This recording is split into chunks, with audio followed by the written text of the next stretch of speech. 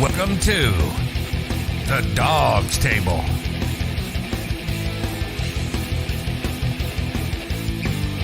Hosted by Craig Fountain and Jared Fatty Bates. Get access to special guests.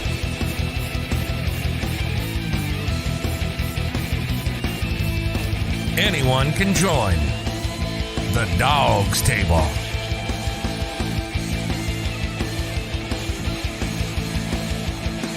Find the link to join the show in the comments when we go live every Tuesday at 8 p.m. Eastern on YouTube, on Facebook, on Twitter, on Periscope, and everywhere on the BIGPLAY network.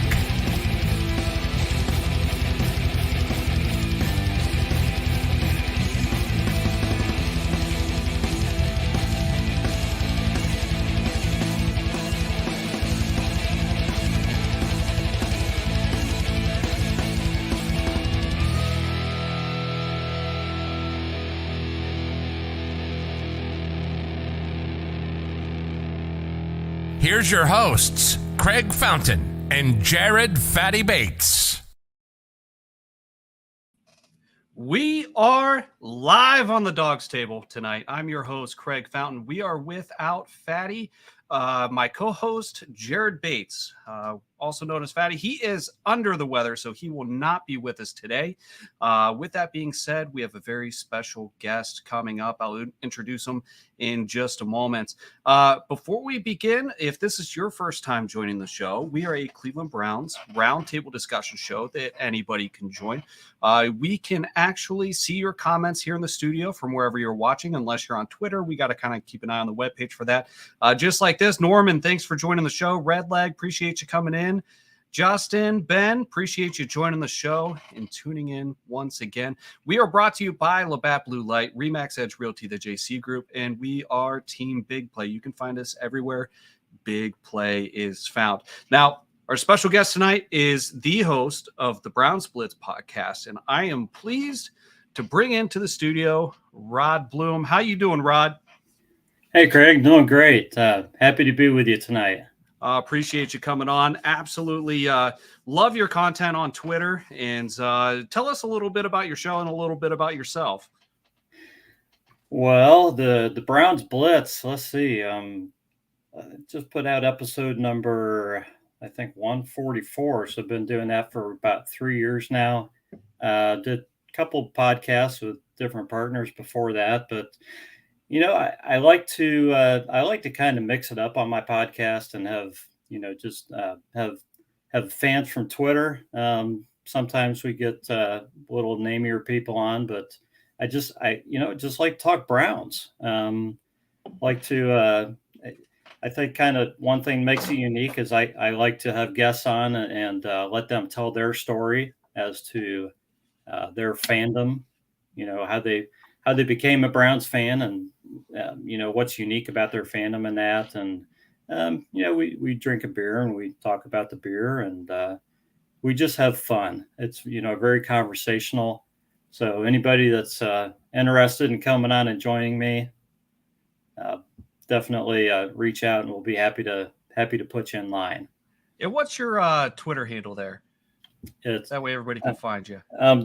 My Twitter handle's at ClearRodB and the Browns Blitz is at the Browns Blitz.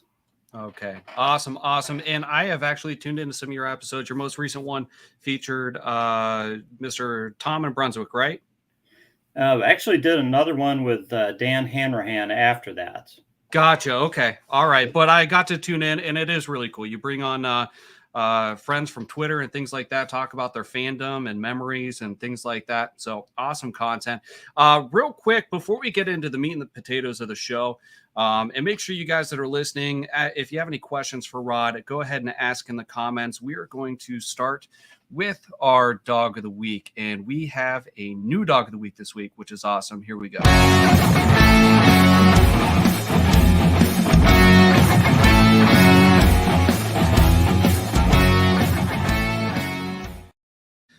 All right, and our dog of the week with the City Dogs of Cleveland this week is Hayden, and I will bring Hayden up on the screen right here. Hayden is with, I'm out of order there. Hayden is with a foster family at the moment, but he needs to find a home. This is Robin White Photography. She is fostering Hayden.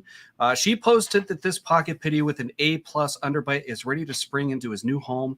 He's around 50 pounds, completely housebroken, does fine when you're away at work, and has the potential to live with other canine siblings. He's also my favorite model because he'll do anything for a couple of treats and a shot of peanut butter.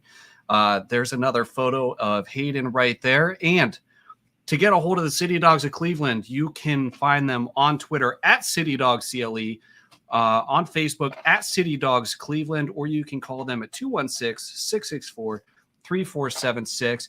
And as always, if you want some help getting a hold of the City Dogs of Cleveland, don't hesitate to reach out to myself, Fatty, the show's social media channels. We will actually help connect you with them if you would like some help with that. All right. Yes, Red Leg, we have a new dog. Lolo we're hoping she finds a new home, but we're going to give some other dogs a shot too. When can we check out his podcast? After you're done watching the show, go find the Browns Blitz and then listen to it. All right. So as soon as you're done watching the show, check it out. The Browns Blitz. All right. So we did a Twitter poll this week, and we got like 1,500 votes on this Twitter poll. So I'm going to go ahead and get your opinion on this, Rod. I'm not sure if you saw it and or voted. But let me pull it up here real quick. Normally there's two of us doing this, so bear with me. All right, with the 44th pick of the 2022 NFL Draft, the Cleveland Browns select defensive tackle, wide receiver, defensive end, somebody else. Rod, what would you say your answer would be and why? I would say if I'm picking right now, without knowing what else happens in free agency, I think it almost has to be defensive end. Okay. Because I think that's where the biggest need is right now. But my hope is that something happens, with the initials JC, right there between now and the draft, and that the Browns can go, other directions at that point. Yeah, ideally, I think we would all like to see Clowney return. And he signed last year with us about this time, right before the draft, just a couple weeks before. And this isn't new for him. He does this everywhere he goes, or, sometimes it's drug out even longer. But there's no need to panic. I would just love to have that comfort of knowing that we're going to see him on the field on Sundays for the Cleveland Browns. Clowney was such a successful signing. Like we didn't really know exactly what we were going to get. It just turned out great, especially in the run game. This is Justin. He meant, where can we check it out? Are you available everywhere podcasts are found, Rod? Pretty much everywhere. Yeah. Okay. iTunes and Spotify, and we're on Alexa now. I just figured out how to set that up, so you can tell Alexa to listen to the Browns Blitz and it'll come up for you. That's awesome. I'm gonna have to figure out a way to do that with mine. But I think it's new. So yeah, I just figured that out this week. All right, so we've done a lot of draft talk over the past couple weeks, and surely we're going to continue to do so. We are actually, for those of you watching, if you didn't catch it last week, we announced a live show. We go live usually once a month from a bar or restaurant. We meet and greet with everybody, talk Browns, and we do a show live on location. And this draft on day 2 on Friday, I'm going to go and pull this information up while we're talking about the draft. We are going to be at the Brick House in Sebring, Ohio. We are going to start live streaming at 7 p.m. There will be no Tuesday show that week. It will be Friday, and we'd love to have you out at the Brick House if you're local.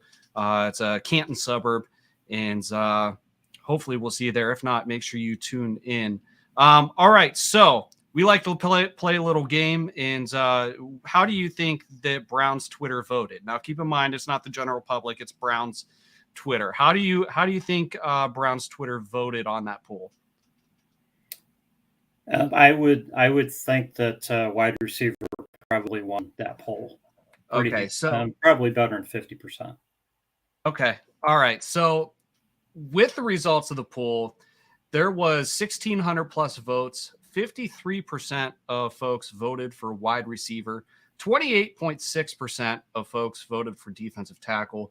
14.8% said edge, and 3.6% said other. So you were spot on with that. I don't disagree with really any of these options. I mean, like you said, ideally, it'd be nice if we could just see edge taken care of with Clowney, and then maybe we can focus on something else.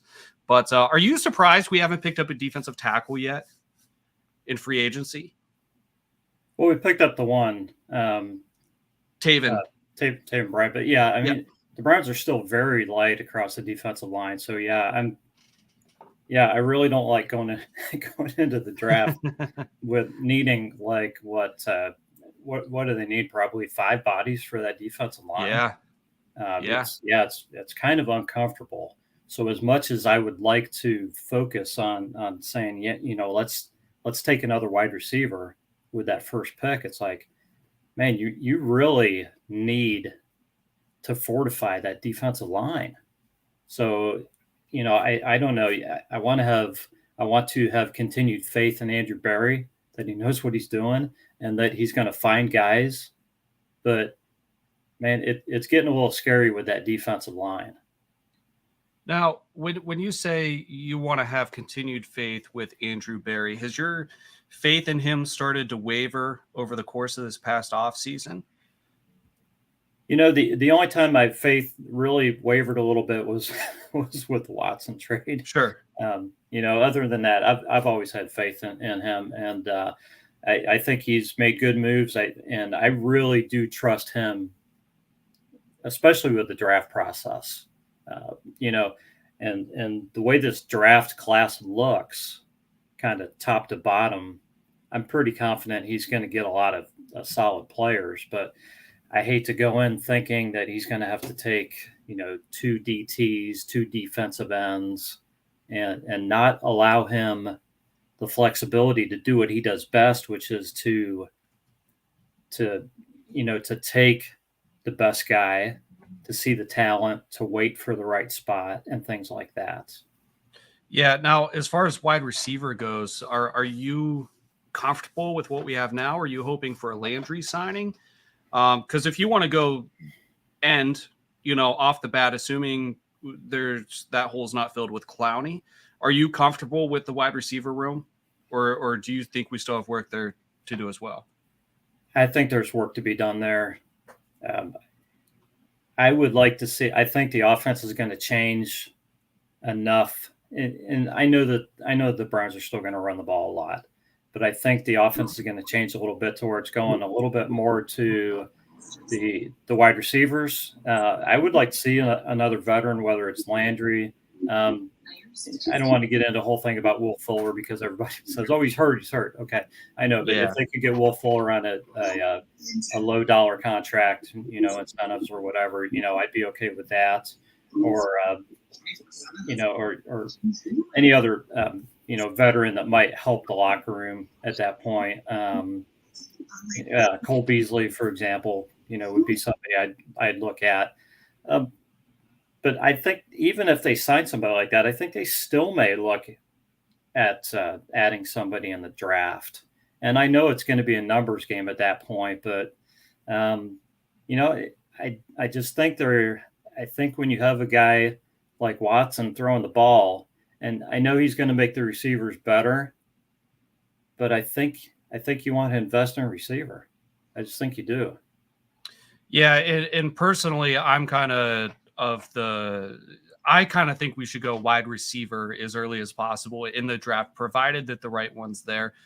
Definitely a best player available type position, but it might be like a best player available of wide receiver, defensive tackle, edge, that sort of thing for me personally.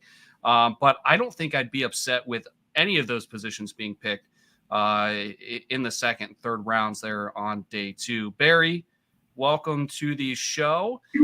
How's it going today? Rough. All right. And how are you feeling about the draft, Barry? What are you hoping we pick up? I think it's just blessed BPA. Honestly, I think Okay. you solidify your receivers, but I'm more or less what you just said, out of a certain group. You know what I mean? Like we shouldn't be drafting a lineman. You know what I mean? Just because he's the better one available. You definitely got a draft need, I think. But I don't think you should handicap yourself to a receiver or a defensive end or just say this is what we're going to do whenever you could say pick up a top 30 talent wide receiver, but we're going to say no, we need a defensive end more, so we're going to pick up a top 60 talent defensive end just because we need it. That ain't going to work. Right. I gotcha. I'm with you. Now, Rod, Justin here's asking, since Rod brought up Watson, what does he think of that pickup and the downfall of Baker Mayfield? How much time do we have? As much as you want. As much or as little as you want. Well, I honestly wasn't in favor of the trade, but he's here, so I hope he does well. I didn't like everything surrounding the trade. When you're just looking at football, he's obviously a good football player. So I hope it turns out to be a great signing. The whole thing with Baker, I think there were probably things done wrong by the Browns and by Baker both, on both sides. I prefer to look at the good things that Baker did in Cleveland. So, I'm looking at, the Jets game, setting the rookie touchdown record, taking us to the playoffs and all this. And Baker did a lot of positive things while he was here. So I want to remember that stuff.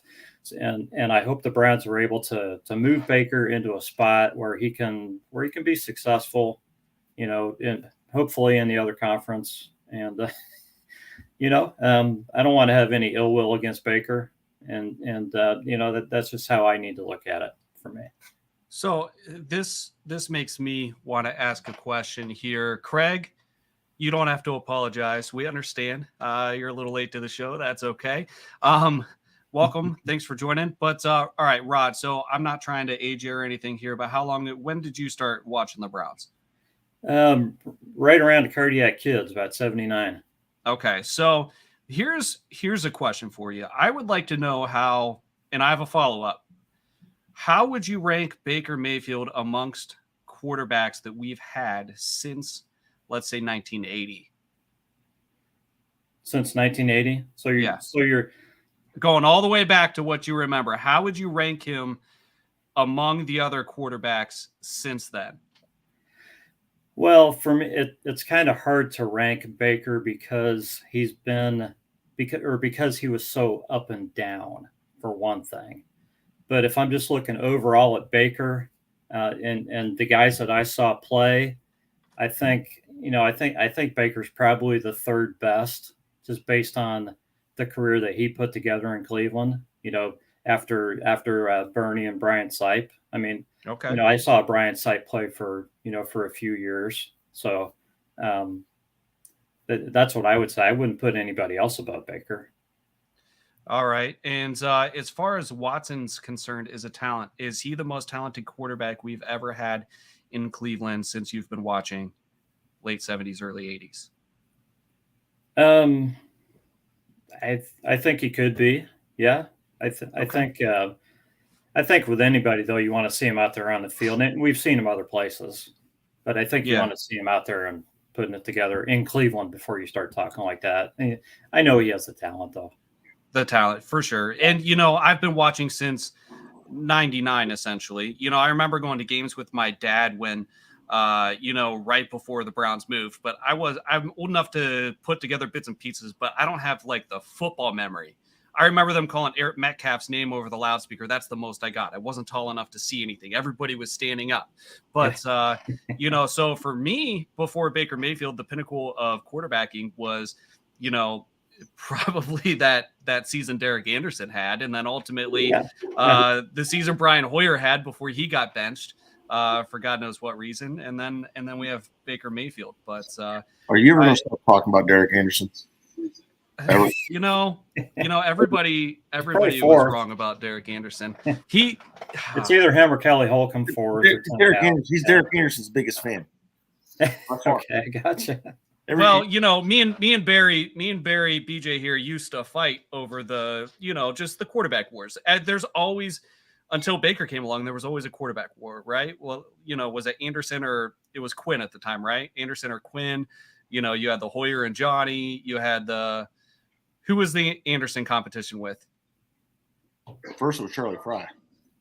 Charlie Fry. Gotcha. Okay. Yeah. But, Derek Anderson until just a year or two ago was still in the league. I don't know. You had Colt McCoy. Was it Colt McCoy, Brady Quinn? Yeah. There's like 5 former Browns backups in the league. Yeah, all over the place. Alton Holcomb. Yeah. Teresa Hoyer didn't get benched. He got hurt. I don't remember the particulars. I thought he got benched or, maybe he left the game and wasn't allowed to come back the following week or something like that. I just remember thinking we're 7-4 and this is a mistake to go to Johnny football. All right. So let me ask you, Rod, what is your favorite part of the offseason? We talked about the Watson thing, how you felt about that. What was your favorite part of the offseason so far? As far favorite thing, I would say it was probably the shock of the Amari Cooper trade. Okay. I was in Chicago at the time and really wasn't even looking at my phone, and my phone started going nuts, and I kind of couldn't believe it. So I just felt like the Browns were kind of making some moves, and that it kind of just told me that things were starting to happen, and gave me some more optimism for this season. So yeah, I mean, it just felt like a real big deal at the time. Yep. The Amari Cooper trade was pretty big, and I think we got a really good deal out of that trade. I think the compensation was great, but I also think that after watching some of these wide receiver contracts shake out the way they did, that we got an outstanding bargain with him also. So that'll be interesting. And, we're still seeing a lot of Jarvis Landry talk. The fans do not want to let Jarvis Landry go. What do you think the chances are that he comes back? I think he wants to. I don't know how the Browns have this set up. I don't know if they're trying to sign Clowney first, or if it's him or Landry or both, or how they have the money figured out on this. But I mean, I would love to see Jarvis come back, but you guys know it's got to be at the right money, or it's just not smart. And Jarvis wants big money. Yeah, I don't think he's going to get that big of money. Yeah, that's why he fired his agent. Yeah, and I think the way I see it, guys, is that he needs to sign before this draft, because there's a ton of great wide receivers in this draft, and his value drops after the draft because a lot of teams are going to get guys. They're going to get good players in this draft, and they're going to say, you know what, we're set. Yeah, he's going to. He's definitely going to risk dropping a ton of value if he waits too long. I think, I saw some rumblings today on Twitter. Of course, we don't know how true it is that he wants to sign somewhere before the draft. I'm not sure how credible the source of that information is. But I would not be surprised if he came back. I do think he probably thought that he was going to have more interest on the market than he actually did. He's probably regretting at this point. We don't know what the offer was to Landry, but it was said that we were talking with Landry prior to letting him test free agency about restructuring. He probably wishes he would have taken something at that point. His value has not gone up at all since that point. It's only gone down. So I'll be curious to see what that happens with that. Speaking of agents, Drew Rosenhaus picked up a new client today. Did you see this, Rod? Dearness Johnson. Yeah, Dearness Johnson. So it'll be interesting to see what happens there. Normally when he picks up clients and they're in the position Johnson is, they usually don't stay where they're at. So it'll be interesting to kind of see how that shakes out. Barry, what's been your favorite move of the offseason so far? I don't know. We haven't made that many, in my opinion, but I think it's it's got to be Cooper. And Okay. it's got to be. What else have we really done? Right. So we have Watson, and that's so controversial that everybody's kind of just tiptoeing around it right now. Yeah, Yeah. it is definitely something that we're still kind of tiptoeing around. Rod, do you have any favorite draft prospects coming up that you like? I know I'm just kind of spitballing some random stuff at you here, but these are all things that we've been talking about. We've been anticipating this draft coming. I'm curious about if you have any prospects that you're in love with in this draft. I'll be honest with you guys. I've been studying for this draft and stuff. I'm not as deep into this draft as a lot of the guests that you would have on this show. Probably, I was ready for them to, pick it at 13 and talk about that and stuff. But now that pick's gone, it's a little bit tougher to. For me, I think at 44, you talk about whoever the first rounder is that's left, that's sitting there at 44 or so. Right. I think there's a lot of great wide receivers in this class that I would love to see on the Browns. So it just depends who's left there. But I think that no matter who you talk to, they think a lot of these guys are all going in the first round. Well, there's going to be some guys that are left that are going to make it to rounds 2 and 3. Yeah, every year. It happens every single year, and there's only 32 picks in the first round. So, it'll be interesting to see who falls down. Maybe it'll be one of these wide receivers or these defensive tackles, something like that. What do you think about Ariza? A kicker would be a good kicker for the Browns. All right. Do you like going special teams in the draft, Rod? I think they're going to have to a kicker. I don't know who else is out there free agent, and they're not going to go with the guy they have now for sure. So I think it depends how high in the draft they have to take him. But they've got the sixth round pick and 2 7ths. If they can use one of those 3 picks on a kicker that they really like, then I think it makes sense. Yeah. I just hope we don't do one of those. Fortunately, there's not one of those kickers this year that is being talked about in the 2nd and 3rd round. Not too many of those guys have worked out at all in the past. So fortunately, we don't have to worry about that. Plus, I think that's probably not Barry's strategy anyway. So that's good at least. No. But we need the Browns need a kicker, but yeah, I don't think you pass on one of the other positions to take him. Travis Jones at 44. What's up, BJ? Well, I think we have a kicker last year. We're in the playoffs. That's an argument I think you can definitely make. But if we had an offense last year, we're in the playoffs too. Yeah. Just the Oakland game, the Oakland game was a huge blow to us, and he missed that ball. McLaughlin did. And after he made the first one, right? Made the first one, and something happened, a timeout, and he missed the second one. Craig, we were at that game, right? We were at that game. I'll be honest. I don't remember the very end of that game. You weren't even drinking that day either. Your dad was. No, that was a fun game to be at. All right. If you guys have any more questions for Rod, check in the comments. I do have another guest in the dog pen down here. We're going to bring in. We are going to talk to Ryan. How's it going, Ryan? What's going on, fellas? How are you? Outstanding. Thanks for joining the show. Ryan is actually a new contributor for DawgsTable.com. He's been writing articles for us, and we're excited that we got to add him to the team. Ryan, why don't you tell us a little bit about yourself and what you love about the Browns, maybe some of your favorite moves we've made this offseason? Oh, man.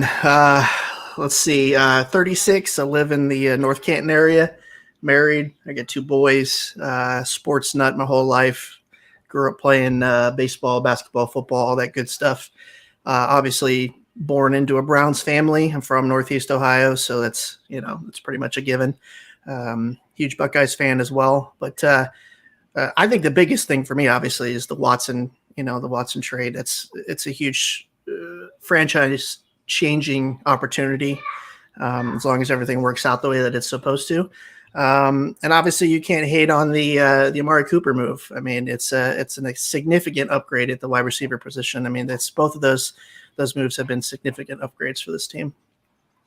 All right. And I am actually going to go ahead and post the link in the comments here. If anybody wants to come in and ask Rod a question, or ask Ryan or Barry or myself a question, Norman has a question for you, Rod. Which defensive ends do you have your eye on? Any in particular? Probably a bunch of guys are going to go in the first round. Right. He wants whichever one slips. Yeah, whichever one slips. Yeah, I mean that's kind of the key. If one of the guys that was supposed to go in the first round makes it to 44, I think that's the guy you take. But most of those guys are going to be gone by the top 20 probably. So so you got to just got to see what happens. All Rod, right. You think a little off topic, but not. You think if Watson, well, hypothetically, if he wasn't going through what he's going through and would have been our quarterback last year, do you think Beckham would have played better with Watson than Baker? You think Watson would have elevated that game? So are you asking Rod if Beckham would have had a better season with Watson over Baker? Because Baker, it seemed like he was a precision quarterback. You know what I mean? He was a timing quarterback. He wasn't really well at improvising. We know he didn't. He's had one of the worst quarterback ratings under pressure. He just didn't do well improvising, I don't think. And we also know that Beckham really wasn't the best route runner. He kind of improvised a lot, and I think that's why him and Baker were always off, is because the timing wasn't there. But you think maybe because they talked about Beckham coming back to Cleveland. It's been out there or whatever. But do you think that maybe because of that, if he would have, you think he'd play better with Watson? Do you think Watson's, able to improvise a little bit better and not really rely so much on a receiver being at that spot at that right time?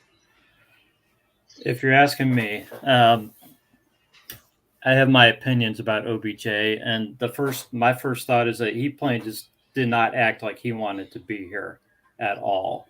So I really have a hard time figuring out, how much he was even trying when he was here. So I really don't know. And I don't want to say he wasn't trying because I don't know. I'm not out there playing with him or anything. So how do I know? But if he's with somebody he likes and it's the right fit, I think he obviously didn't fit with Baker, but I don't know if it's what you're saying as far as the game and the type of quarterback Baker is, or if it was a personality issue, to where those two just couldn't work together and get in sync together. So I don't know, but Watson, I think, has a way of working well with, I think, pretty much anybody. So I think he would probably fit well with Watson. As far as how many people want OBJ back in Cleveland, that's probably another question. All right. And Teresa here says Browns might get Grady Jarrett from Atlanta. All right. I have a couple folks that want to come in and ask questions. I'm going to rotate you guys in and out with questions just because we're going to have a full screen here. So give me a thumbs up down there if you have a question ready for Rod and the gang up here. And then Red Leg, you got one? No, not yet. All right. All right. Give me just a moment here, Red Leg. All right. So are you satisfied with Rod? I'm seeing in the comments here, they're talking about Ronnie Harrison. Are you satisfied with them re-signing him? Do you think they should have retained MJ Stewart? What are your thoughts on that room? I mean, I liked MJ Stewart.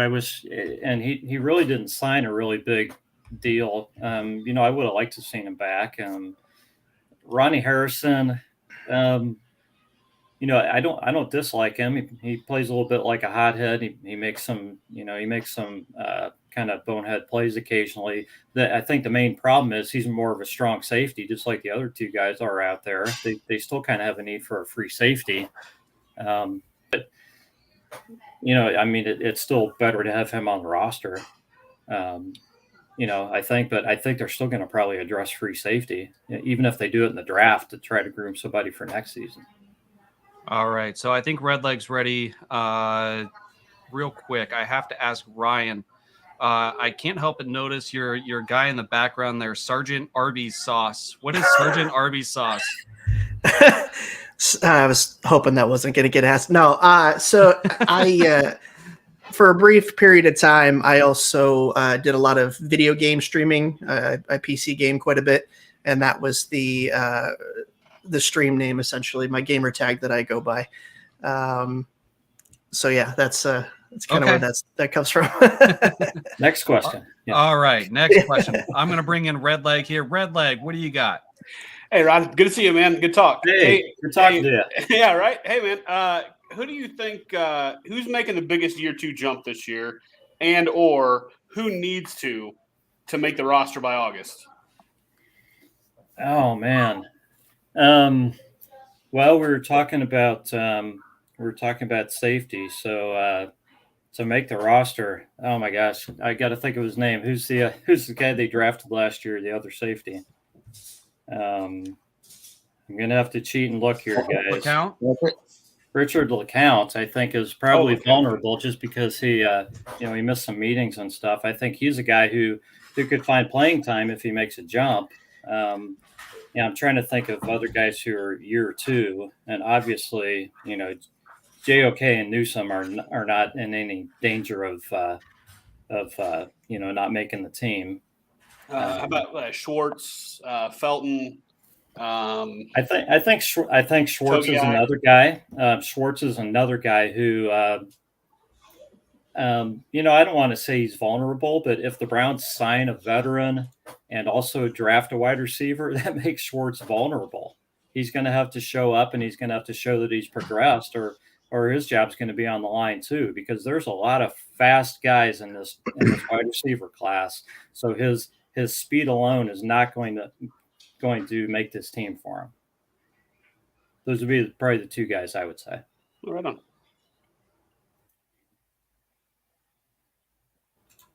Hey, Craig, you're muted, bud. I do that once an episode, by the way, Rod. Every time. Oh, okay. I was going to say I feel like a minute now or something. I do it all the time. I'm going to rotate Barry out of here real quick. We're going to bring in Norman. Norman, how's it going, bud? How you guys doing this evening? Outstanding. Outstanding. Do you have a question here for Rod or for the gang? This could be put out generally. Me personally, outside of best player available, I think the Browns should be looking for a D tackle at 44 because they're really deeper at the wide receiver position than they are at the tackle position. But having said that, is there anybody left in free agency at D tackle that anybody thinks the Browns should really consider? I know some names, but I want to find out what you guys think.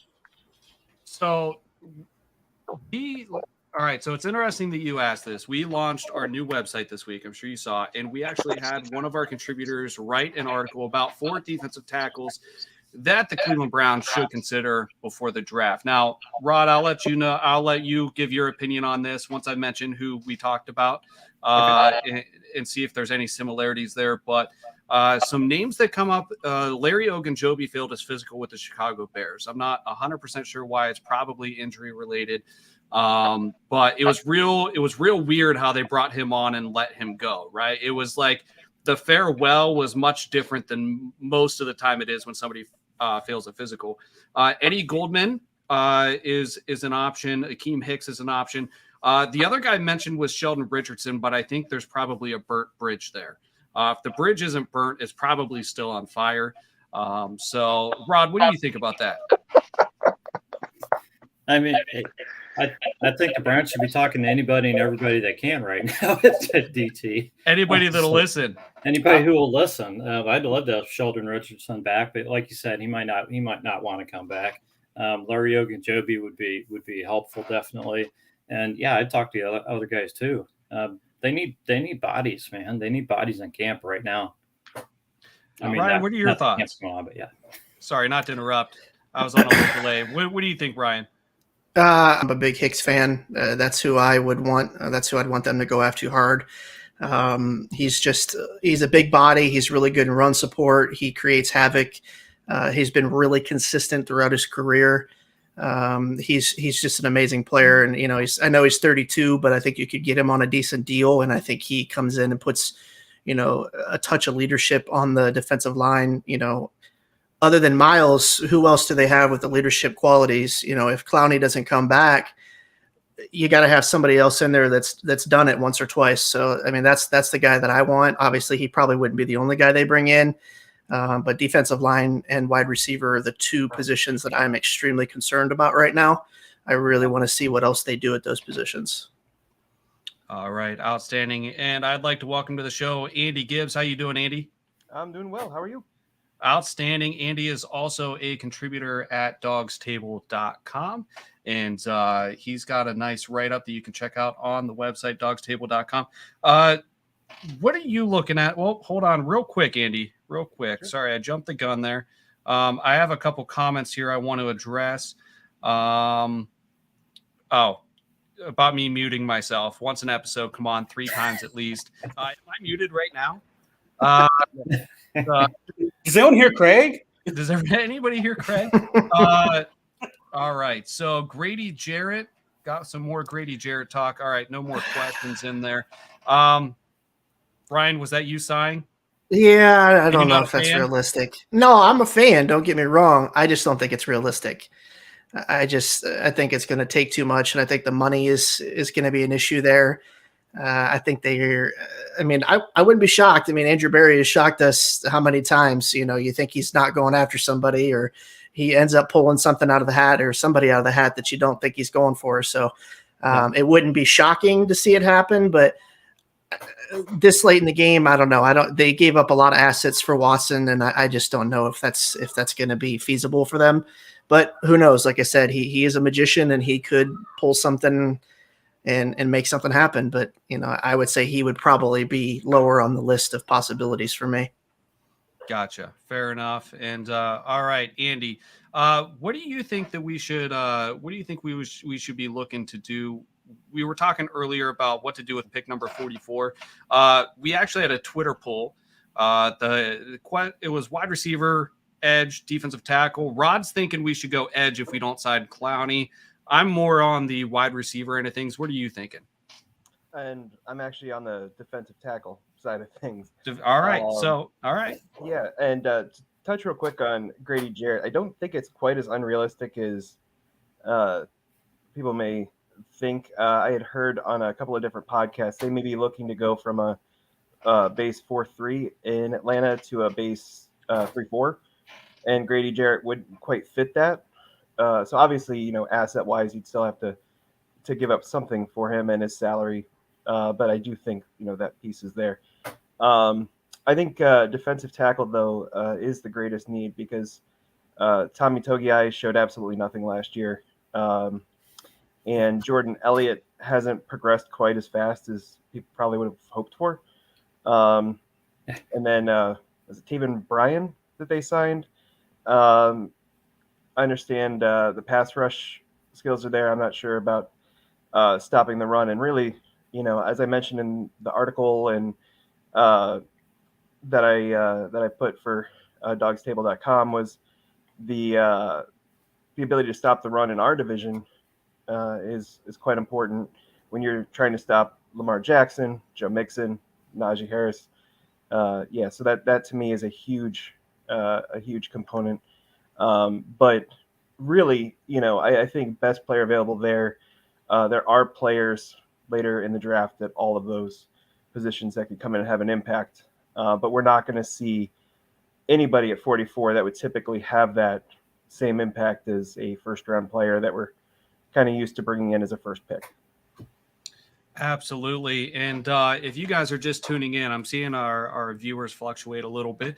If you're just tuning in, we are here with special guest Rod Bluhm, host of the Browns Blitz podcast. You can find it anywhere. You can even say, Alexa, play the Browns Blitz podcast, and it will start. My Alexa's probably going off right now, but yeah. Make sure you give Rod a listen. You're on episode, what was it, 144? I think it's 144 we just did. Yeah. Talk about a marathon. Did you know most podcasts, like there's a statistic. It's like 80% of podcasts don't make it to episode 10. But if you make it past episode 10, I think 9 out of 10 are like long-term, like really long-term. It's like 144 though. That's so many.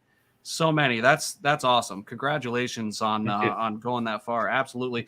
And you also have a new podcast coming out. Can you give us a little bit of information on that? Yeah, we just started a podcast called Life's a Blitz, and you can find that at Life's a Blitz Pod 1 on Twitter. That's also available on pretty much every platform. Started this with my wife, and some pods are going to just be me, some will be both of us together, and some will just be her with a guest. So, but it's more about we started this so we can just talk about life issues and other topics that don't relate to Browns football, so that I'm not putting out podcasts on the Browns Blitz that are totally unrelated. That's it. Yeah. And yeah, there it is. Oh, there it is. Look at you, Redleg. Yeah. So yeah. And we've done 3 episodes. The first one was was really just Kristen and I introducing ourselves. Second one, we talked about road trips. And the third one was me and a couple of writers, John Brown and David Voorhees, talking about writing, and we read some of our work, and we're going to tackle all various topics. And if you have an idea or something for a show or would like to appear, give us a follow and send us a message. Outstanding. All right. So we have a couple minutes left of the show. Any of you guys have any questions for our special guest, Browns related? Maybe something you want to learn more about? Maybe you want Rod's opinion on something? Feel free to jump in or raise your hand or give me a thumbs up, something like that. And we can ask him some questions. While you guys are thinking of some stuff, Rod, what do you think as far as the coaching staff going into this year? This time last year, we were talking about Joe Woods being on the hot seat. That talk disappeared pretty quickly once we got to the middle, towards the end of the season. And we thought that our offense was like invincible, right? Like the unthinkable happened last year with the way the play calling stalled out, things like that. Do you think we're going to see both sides of the ball get it right this year? Is anybody on the hot seat yet, so to speak? I don't think anybody's on the hot seat. Joe Woods was, I think he proved himself last season. He was, the defense was incredible. And, I mean, I say incredible, but I'm looking at how it finished, over the past, I can't remember exactly when it started, but the last 8, 10, 12 games, the defense was very, very good last season. So I think we saw what Joe Woods can do when he has the right pieces, and hopefully he'll get some more this season, and hopefully they'll fill out that defensive line so he can continue doing what he's been doing. As far as the offense and the play calling and all that, I know people go back and forth on this. Some people, blame Stefanski, and some people blame other people, this and that. I think Stefanski did fine in the playoff season 2 seasons ago. I think last season, Baker's injury kind of changed the playbook and the way that Stefanski tried to call games. And I think when things aren't working, it's easy to point to play calling. And it's very easy to watch a game and say, that they're running when they should be passing and passing when they should be running. It's just when things work, it looks right. And when things don't work, it looks wrong. So I think the offense, when you get more pieces and you get Watson in there and things are working this season, which I think they will, I think people are going to kind of forget about the play calling, and I think things are going to be fine. Excellent. And we got to remember too that heading into last year, we set into the offseason with the intention of like year one, the goal was to get the offense, the firepower it needed, right? All the pieces together on offense. And they kind of left the defense alone, and they're like, we'll get that later. This year's offense. Last year was defense, and they did a really good job. It'll be scary if they can put it all together. And I'm very hopeful that they can. And I have a lot of faith in Andrew Berry to do that. Norman, do you have any questions before I rotate you out here to get somebody else in? You got a question? All right. Let's put you on here. Let's unmute you. Okay. There we go. Now, we already heard you're not that high on Schwartz, although he started off the year injured. So I think that kind of slowed his development. But what do you think about the development for DPJ? And also, even though Grant Delpit isn't coming into his third year, I look at him as a 2-year player because he redshirted due to injury his first year. And he's more or less the free safety that is on the roster. And he can actually play both, but he's the one that can kind of cover the back end pretty good, in my opinion.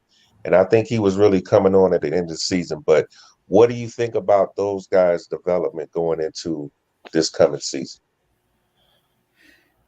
It's not that I'm not high on Schwartz. I would like to see him show up and have, and to see some growth from him this season. So hopefully he's been working hard, on his route running and playbook and catching a lot of balls and everything.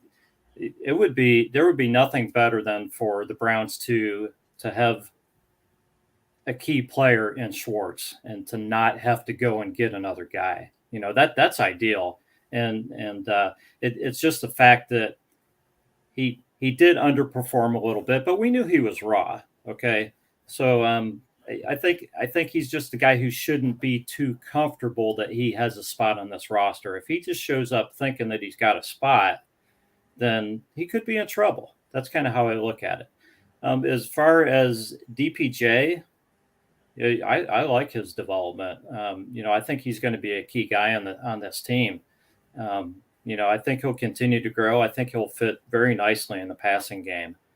And Grant Delpit, I'll let the other guys chime in. I still think he's a little bit more of a strong safety, box safety guy. But man, I thought he developed very nicely last season. For a guy coming back, not playing for a year, coming off a severe injury, not even knowing if this guy's going to be able to run at full speed or not, coming back, he really played well. Considering what all he had been through, he really looked like a good player.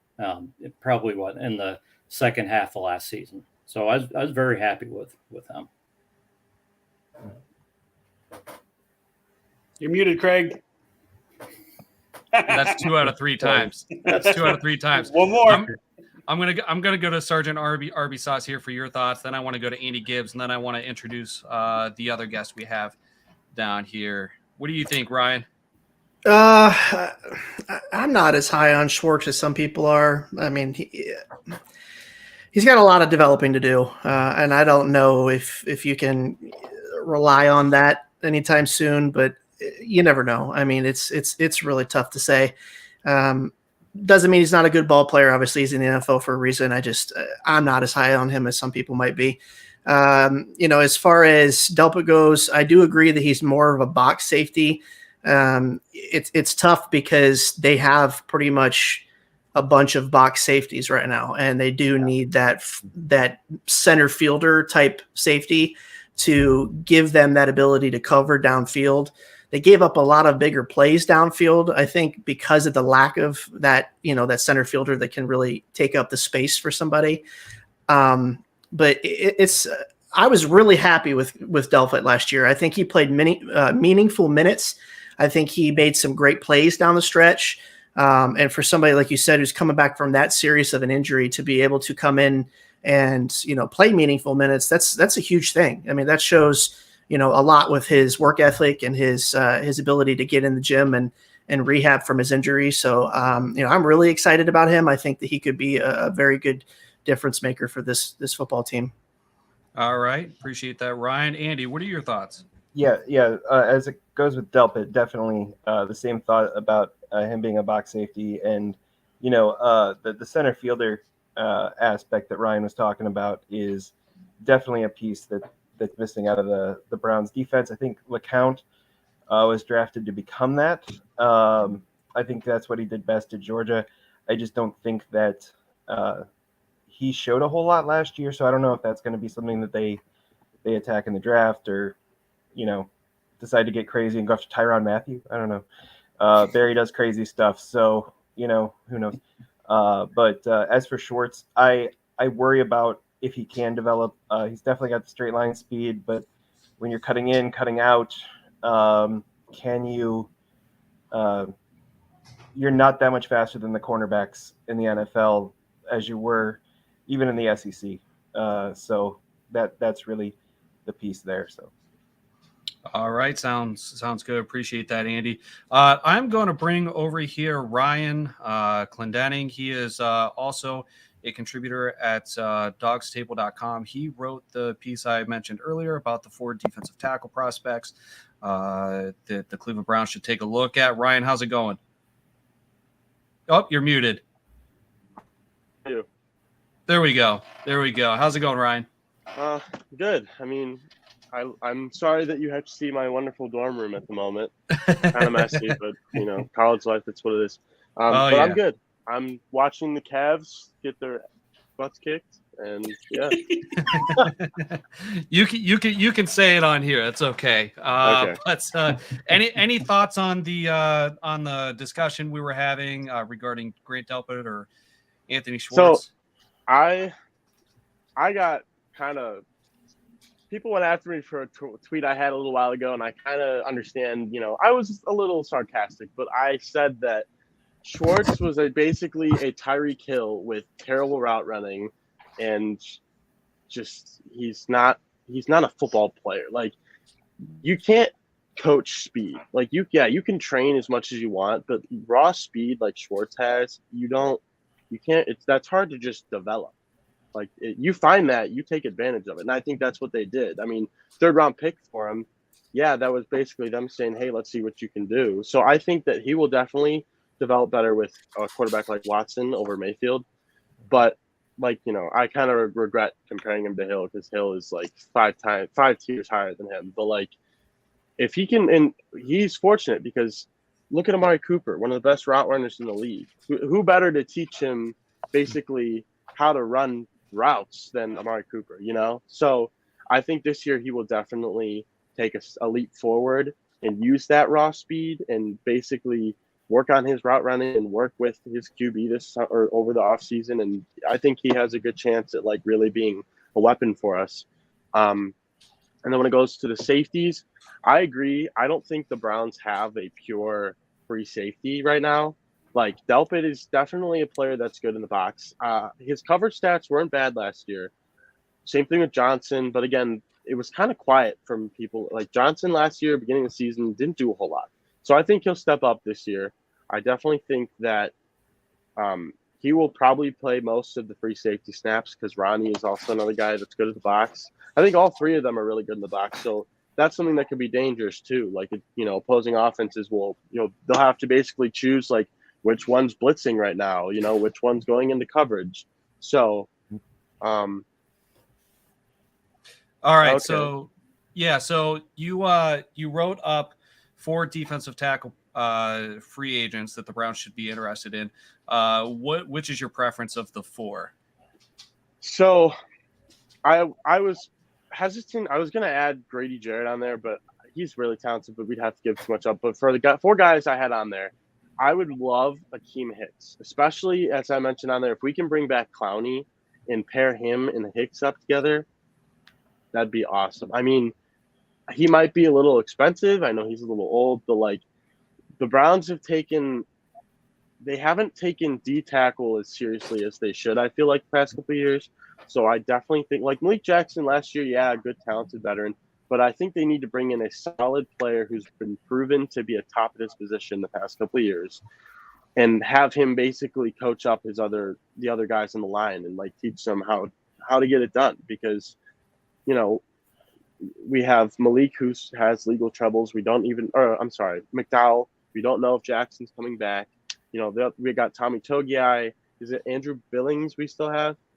I think we cut him loose. Or who's the other one that we still have? Jordan Elliott. Okay, yeah. Jordan You know, they're two young guys, but who's gonna show them how to do it? You know, so I definitely would love Akeem Hicks back. I also am I like Ogunjobi, but you know, it kind of scares me since he didn't pass his physical with the Bears. Plus, I feel like now he's gonna think, you know, he's gonna be like, oh yeah, I'm the shit because like the Bears offered me a bunch of money, so you know, you better pay me up. So that's something I'm a little hesitant about. But I would love Akeem Hicks back. Basically, the 4 guys that I mentioned, I'd be cool with the Browns going after, but Hicks is definitely the top of my list. All right, outstanding. Appreciate that, Ryan. We're gonna close out the show here. You guys are more than welcome to stick around and chat after the show. But I'm gonna go ahead and let everybody put Rod back in the dog pen. We appreciate you guys joining. Redleg, Ryan and Andy, appreciate you. Norman, appreciate you. Barry, if you're still watching, we appreciate you. Had a blast tonight, and we got to have lots of good conversation with a lot of good folks. Rod, I can't thank you enough for joining the show. Everybody should check out the Browns Blitz podcast. And Rod's on episode like 144. He's been doing it a long time, and it's awesome content. You should check it out. And he's got Life is a Blitz podcast that just came out. So he just started doing that one. Not sports related, but Rod's certainly a guy that you can learn from. And I'm sure there's a lot of great conversation on there as well. So Rod, can't thank you enough for joining the show. We really appreciate you coming on. Thanks, Craig. Had a lot of fun. All right. So we are the Dawgs Table, and we are a Cleveland Browns roundtable discussion show that anybody can join. We are brought to you by Labatt Blue Light, Remax Edge Realty, the JC Group, and we are part of Team Big Play. We will be back next Tuesday at 8 p.m., so make sure you tune in. We will go live on YouTube, Facebook, and Twitter. Until next time, go Browns.